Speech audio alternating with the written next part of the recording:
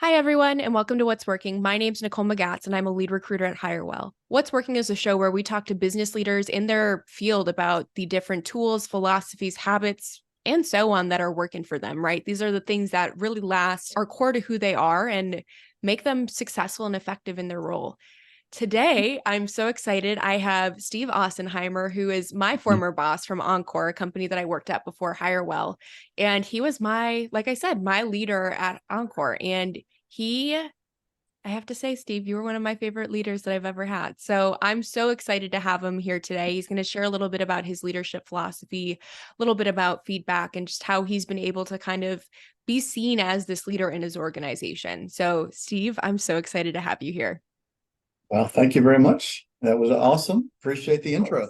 Of course. So, Steve, what's working for you? I'm in a really good spot right now with leadership and just management. Our situation at work here is to a point where I'm actually now being able to manage my team and lead my team and not be in the minutia every single day. It's been a great last year and a half, just practicing leadership, practicing management skills, and being actually a director instead of a working director, in the mud with everybody else. So it's been a good year. It's awesome to to see that you're able to be a little more strategic, because I know when I was there, you were still doing some recruiting and stuff. And so it's amazing to see you kind of really evolve into this true strategic role. And I'd be curious, how would you qualify your leadership? What is your approach to leading a team? Yeah, wow. That's such a big question, I right? know. So I guess for me, it's one, it's being an expert in the space. I have to know what I'm talking about. I have to be able to coach and train on what I'm doing or what they're doing and so on. But the bigger picture is to be an effective leader for me, it's trust. It's they trust that I'm looking out for their best interest, for the company's best interest. It's not personal. It's not, whatever. It's, hey, we're all trying to do the same, move forward, get better, Yeah. be more productive, whatever it would be. So that Yeah. trust factor is really important. And kind of like having that same overarching big picture, right? Getting everyone aligned, it sounds like, is kind of Yep. the through line there. Yeah. I've seen in my mind, and I've used this a couple times, but you have direction and you have speed. So I use a compass and travel speed.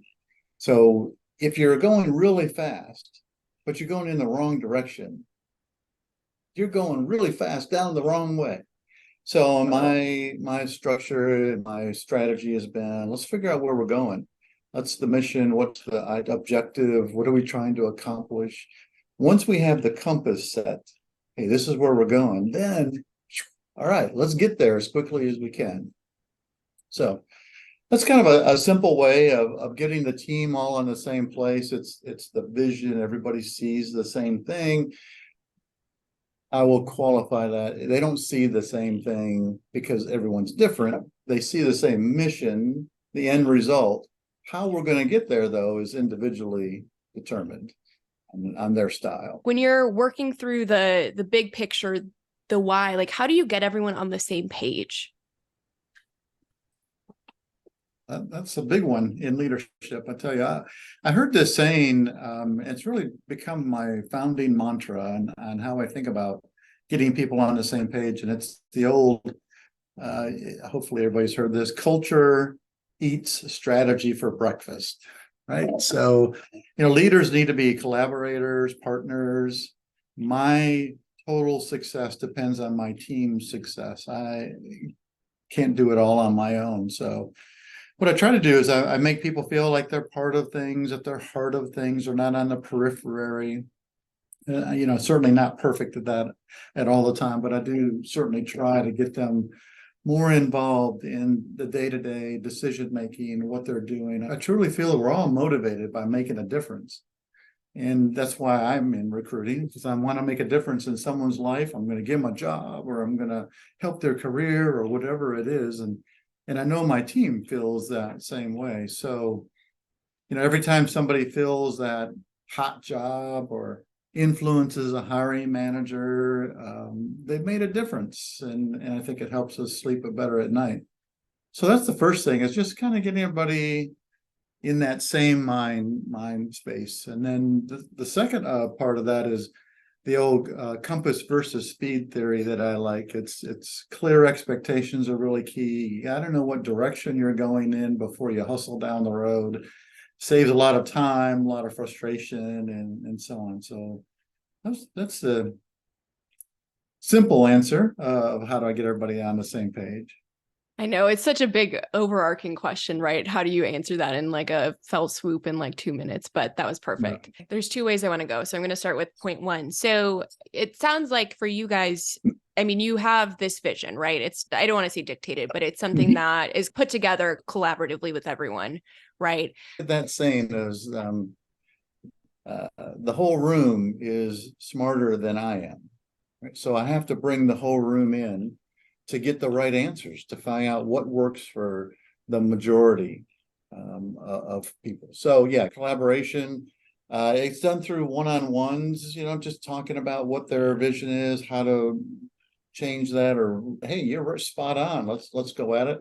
But it's also in our team meetings, making sure that we're all saying the same language, we're all talking the same strategies, we're talking the same philosophies, and it could be as simple as customer service. Hey, what does customer service mean to you? And have everybody go around the room and talk about customer service and what it means. Oh, yeah, people learn from each other. At the end, okay, so how are we going to treat customer service? What's our mantra here? So that's how I try to get everybody on the same page, by getting all their opinions. You mentioned that you do one-on-ones with your team. Tell us more about that.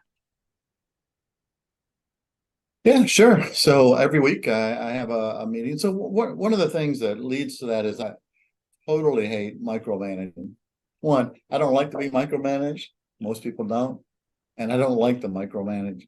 In the beginning, though, there's a lot more involvement in somebody, but as your team grows, I kind of look at it as, once you've trained a team, you need to step back and let them do their thing. If you've trained them and everybody's on the same page and the compass setting is correct, step away, let them do it. So the one-on-one is more of an opportunity for them to come and tell me, hey, these are the things I accomplished this week. Fantastic. Let's log all this stuff down. Hey, here's a challenge I had, an obstacle. And then we talk about what's your future look like? Not every single time, but once every 2 or 3 meetings, I always ask, hey, what's next for you? What do you want to do? What do you want to learn? So it's, hey, this is what I've done. This is where I'm kind of stuck, or maybe I've run across a couple things, and let's talk about your future. It seems to work. I mean, it's a way to build that relationship and build the trust, right? It kind of like goes back into the, how you're building the what, how, and why of everything. Yeah, totally. And I would say it's a lot of questions. I mean, I might come to the meeting with, hey, here's some things I want to make sure we get across, and so on, but I'm going to do it in a conversational thing. But it's a lot of questions. So this is a simple exercise I try to use. If I asked you to jump out of a plane for $100,000 without a parachute, would you? No. But if it was on the ground? Yeah, you're right. I'm not asking the right questions. Oh, right. It's all about information. It's about asking, the clarifying. It's an immediate no, I wouldn't. Common sense tells me not to do that. What if? Did I really know the situation? So anyway, that's the kind of the mentality I try to use when I'm Yeah. asking questions. What ifs? Are you sure you're asking all the right questions? You got all the information? I think what's interesting about that is you're leading people to come up with the decisions themselves. You're not dictating what that should be or how you think it should be. You're asking the questions to get them to a solution without you having to be the driver there. Yeah, totally. And that only works if I am flexible enough to know that there may be another solution. It's not always my solution. In my head, I'm thinking, oh yeah, we got to get this person here. It may come up with a better solution or a different solution or something that I hadn't thought of, and so on. So yeah, I've got to get them thinking, what ifs? Did I cover all the angles? Did I ask all the questions with the hiring manager or the client or whatever it would be? Because if I don't ask all the right questions, I'm not going to have the data I need to perform at my highest level, to meet the person's expectations of whoever it is that I'm trying to deliver for. Yeah. Oh, that's awesome. How did you get good at asking those questions? Was that, and even too, like leadership in general, I feel like there's an inherent quality of that care and interest in others. Was your progression to being a leader natural, or did you find you had to intentionally decide that you wanted to become a leader? I don't remember ever thinking about me being the person in charge. It doesn't ring a bell. I will say if I could put my finger on something that maybe differentiated me from the crowd, and that would probably be initiative. Ever since I was a little kid, I mean, the paper route, playing baseball, getting a job when I was 16. I was that person who always raised their hand. I got things done quickly, done well, didn't need to be micromanaged. And I think I stood out that way. And so that's kind of how it got started. I didn't even think about, though, it was what I was doing. It was just how I did things. And someone once told me that true leadership is about being able to influence without the title. I really like that. Yeah. And I think about that because I don't have a title that I can influence everybody. I have a title, but I didn't always have that title.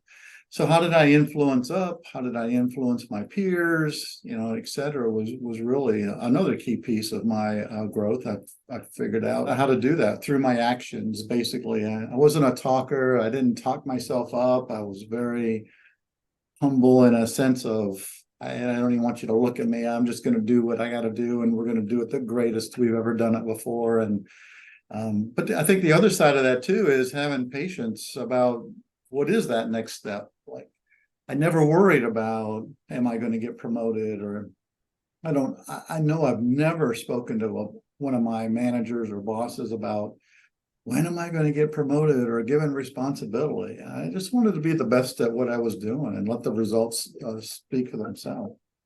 Now, it doesn't mean that, and then people can word this any way they want to. It doesn't mean you shouldn't ask, what do I need to do? What's the goal here? What's the strategy? Ask those questions, but I I'd highly recommend never using the when as a word in some of a conversation with your boss about when am I going to get a raise? When am I going to get promoted? If you're doing everything like you should be, you'll be recognized. I love that. Yeah, there's like a quality of like the humble hustle almost, right? Being able to, I mean, Mm-hmm. obviously natural there, but there is having to like really cultivate and develop those skills that make you stand out in the way that you've kind of highlighted. Great. It's awesome. That's done well for me. I mean, it really has because just, I mean, over my time of seeing you, right? I mean, you are really good at like the things that you do. And I think there's something to be spoken about, right? I think there's always comments about, hey, just because you're good at the technical skills at your job doesn't mean you're necessarily going to become a good people manager. But I think Mhm. to a certain extent too, though, you know, there is an aspect of having to be really good at your job. And I think what's made you a really great leader is you've done the tactical things. You're able to put yourselves in your workers' shoes or your employees' shoes because you've done it and you've done it really well.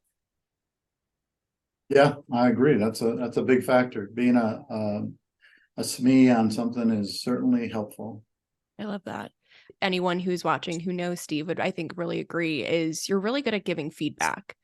And that I think is really important, like the coaching piece, yeah, helping elevate other leaders to get to where they, future leaders even to where they need to go. And that's something that's always really stood Mhm. out to me about you.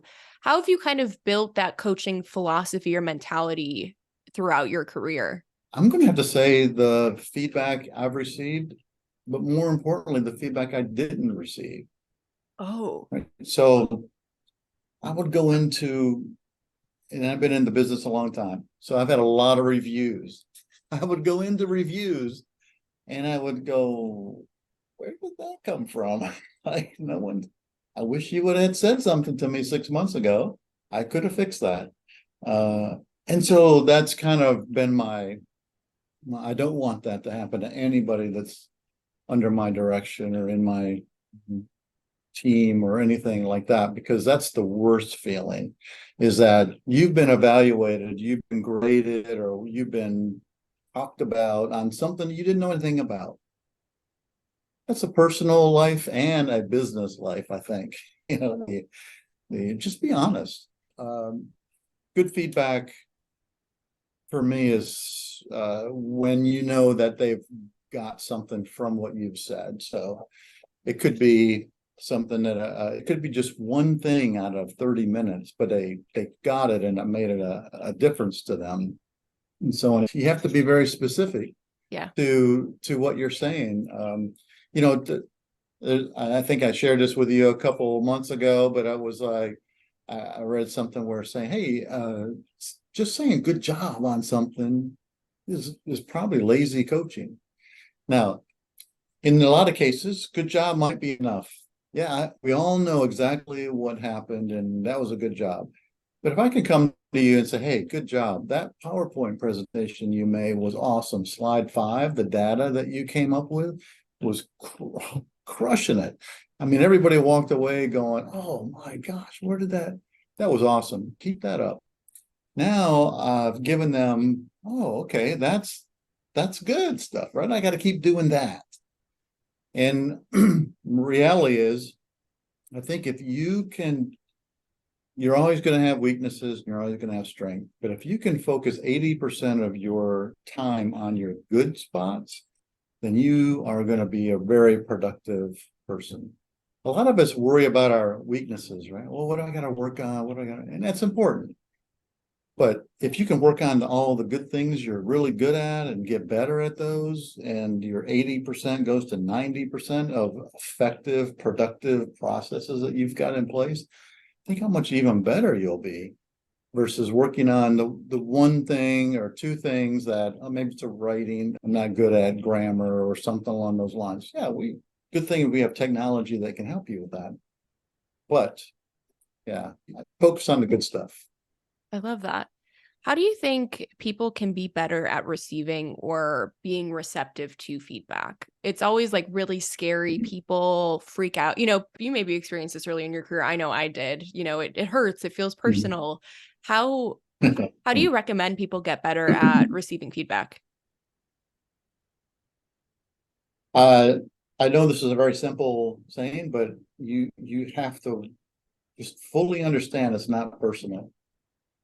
If you can do that, then you can hear the feedback. If it's, I don't like the tone, I don't like the words you're using, you're personally attacking me.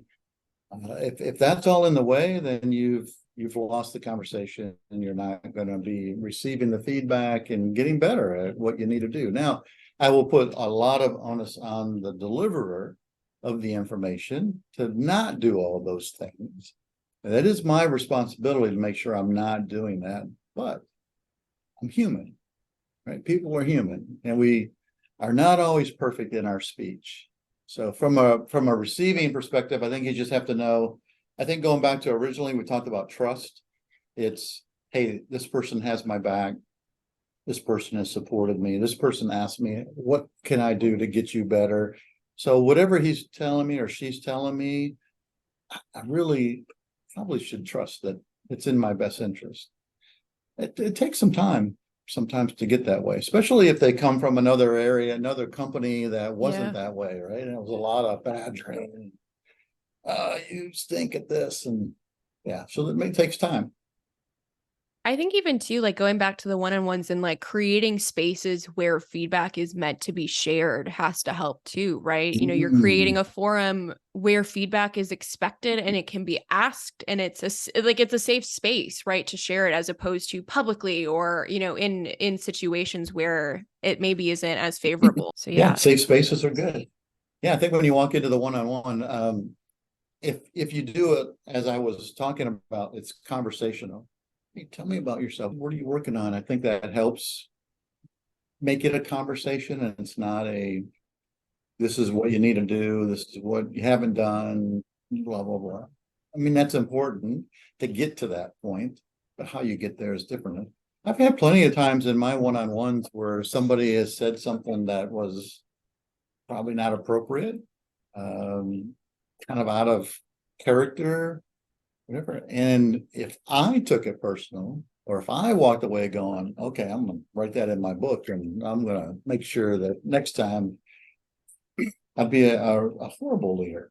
Yeah. People make mistakes. People say things sometimes that they shouldn't, but how you react to it helps, I think, for me anyway, for them to receive feedback coming to me, knowing that, hey, I just said something, and they could probably go back and think about it and, yeah, I probably shouldn't have said that.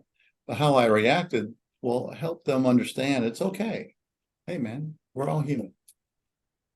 I love that. Oh, that's such a I mean, not to reuse the word human, but such a humanistic way to look at it. That's amazing. Um, so Yeah. I know you at your level, right? You have other peers that are leaders, and you were kind of the first person in your peer group that became a director of TA at Encore. And you also have people underneath you that are ascending into leadership roles. And I am curious, what feedback, advice have you given them to help them kind of transition into these roles that are a little bit more strategic, are a little more people focused than just being an individual contributor? I think going back to the questions that you ask, it becomes more important the higher you go up, the better questions you should be asking. It's because more eyes are on you at a higher level. There's more upper management that's watching what you're doing. You want to make sure you're fully understand what's required of me or being asked of me and so on. So that's one thing I try to work with them on. At this level, it's not as dramatic. I mean, it's really mining nuggets of gold here and there. Hey, did you ask about this? Oh, I didn't think about that. Simple things like that. The other part is, it's one thing when you look at your manager and go, oh, I could do it way better than them. Yeah, sure. And then you get into that role and you find out, wow, I'm talking to 8 different people who are all different in their personalities. It's not that easy. Right. So you try to teach them a little bit more about how people are responding to their communication. Did you notice this? Did you notice that? Or could you have, maybe we did it this way? Would that have changed? So it's higher level, definitely, coaching that goes on. Awesome. So Steve, if myself or someone listening were to take away one thing from this conversation, what do you hope it is? Man, that's tough, because a lot of stuff we talked about was so valuable, but I really think it comes down to information, right? Having the right information, which you only get by asking the right questions and understanding the workspace that you're in, understanding what the team's trying to do and so on, but really asking the right questions.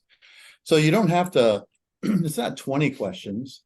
It's not like bing, bing, bing, bing, bing. It's what's the right question here? And making sure, because that one usually leads to other things, enables people to learn, it enlightens them, it gives them different perspectives. There's a lot of great stuff that can happen if you're asking the right questions. Amazing. All right. Well, Steve, you did such a good job that my dog Bonnie wanted to join and be a part of the conversation. So here's to you. Hey, Bonnie. Um, but thank you so much for joining. I mean, I obviously selfishly love any excuse to get to chat with you again and see you. And so like having you on my podcast was, I mean, such a dream come true. And I know this is going to be really impactful for folks watching. All right, everyone. Well, thank you again for joining me for What's Working. Again, my name is Nicole Magatz. I'm a lead recruiter at Hirewell, and this is filmed in conjunction with Hirewell. If you guys have any questions or want to connect with Steve, he is tagged in the post, but thank you again for joining. Thanks, Nicole. Take care.